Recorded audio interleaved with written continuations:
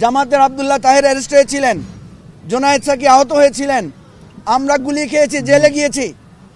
কই কোনো একটা আলোচনায়, কোনো একটা ছবিতে এই রাজনৈতিক নেতারা যারা জেলে গিয়েছিলেন এই জুলাই আগস্টে, যারা গুলি খেয়েছিলেন, যারা নির্যাতনের শিকার হয়েছিলেন, হসপিটালে ভর্তি ছিলেন, তাদের কোনো একটা আলোচনা, কোনো একটা ছবি আপনাদের কোনো কার্যক্রমে এটা ঠাঁই পায় না।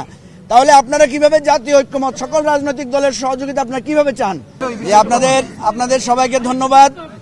একটু যদি সবাই সাইলেন্ট থাকেন তাহলে বলতে পারবো। জি, আজকে আমরা যে জাতীয় ঐকমত্য কমিশনের আহ্বানে আমরা এসেছিলাম।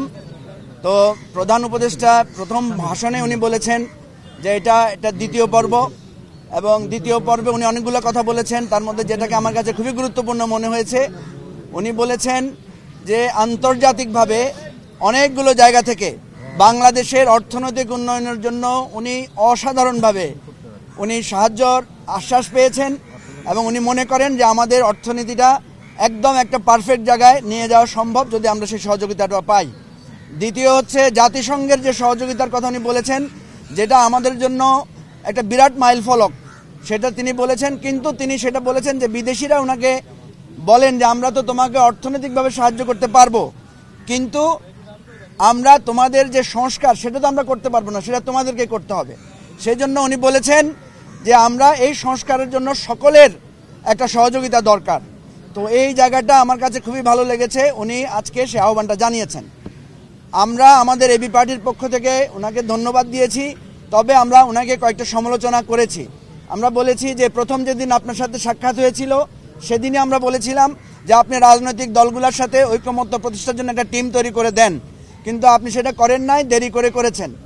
আরেকটা বিষয় আমরা সবসময় বলেছি যে এই সরকারের সঠিক কর্তৃত্ব এখনো প্রতিষ্ঠিত হয় নাই, ফলে আপনি এরকম একটা ভঙ্গুর অবস্থা নিয়ে কিভাবে নির্বাচন করবেন।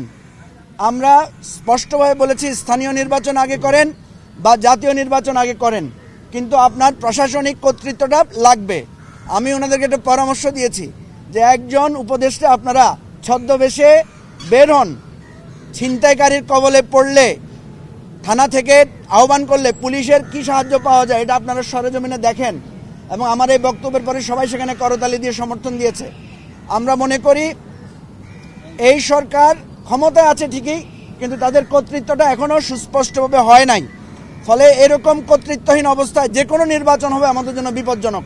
এবং আমরা বলেছি যদি এরকম পর্যায়ে আপনারা নির্বাচনের দিকে আগে চলে যান কর্তৃত্ব এবং সংস্কার পরিপূর্ণ না করে, তাহলে এই নির্বাচনটা হতে পারে অত্যন্ত খারাপ একটা নির্বাচন। তো এই বিষয়টা আমরা ওনাদেরকে অনুরোধ করেছি।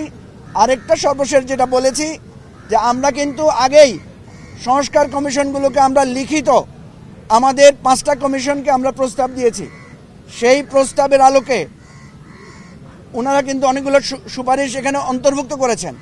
তাহলে অন্যান্য দল কি সুপারিশ দিয়েছে, যেই সুপারিশগুলো কমন এগুলোকে আপনারা একটা লিস্ট আউট করেন যে এই সুপারিশগুলো সবাই একমত হয়েছে, এরপরে যেগুলোতে একমত হয় নাই সেগুলো নিয়ে আপনারা ডিসকাশন শুরু করেন, যাতে আমরা সময়টা বাঁচতে পারে, দ্রুত যাতে আমরা শেষ করতে পারি।